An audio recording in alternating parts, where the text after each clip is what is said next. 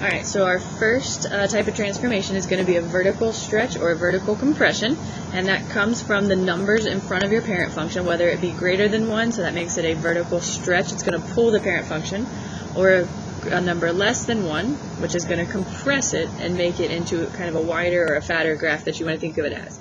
So we're going to do x squared as our parent function. I've got the graph down here, starts at 0, 0, plug in a 1 for x, we get 1 for y, negative 1, we get a positive 1.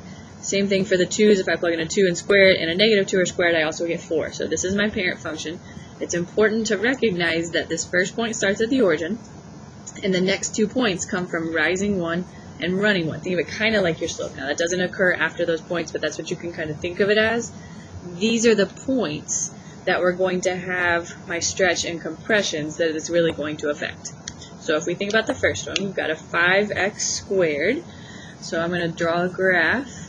It starts at 0, 0, and now instead of being a rise 1, run 1, we're going to rise 5, run 1. That's what's going to stretch it in the vertical direction, and that is your sketch of the graph.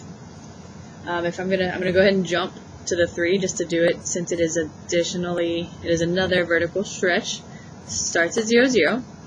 Instead of rising 1 and running 1, we're going to rise 3, run 1. You can think of it that way, and that pulls that graph in the vertical direction. Now with my compressions, anytime you have a number between 0 and 1, I should say, not necessarily the negatives, that's going to do something else. We're still starting at the origin, and if we look at our points, instead of rising 1, running 1, we're going to rise 1/3, run 1. Rise 1/3, run 1. That's going to make your graph compress or compacted. We've shoved it down.